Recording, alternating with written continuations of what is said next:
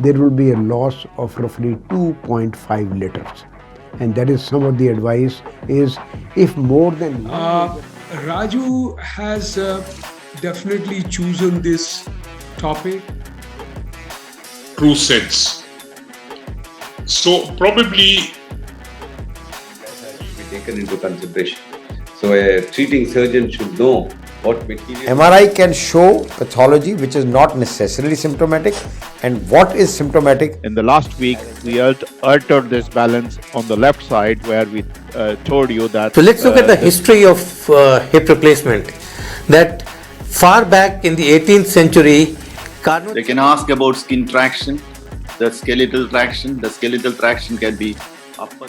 And in a small percentage, about 15% or so, the medial is also involved. That is due to the axial sections, how they look to you, what you are looking at. So axial images usually start from calcaneal fracture. The calcaneus is the largest tarsal bone. How do you analyze a deformity and how can you plan it out about how to go about it? So I would expect a lot of interaction. The immobilization or the collar from the posterior aspect and the inline position is maintained until then. So the next question you have is you are performing a medialization of the tibial tubercle. So this phosphate in the urine and which causes decreased mineralization and is causing osteomalacia. If I look at the 40 questions in 1 hour, so that it has to be very quick. Or swaying of the trunk is a term in which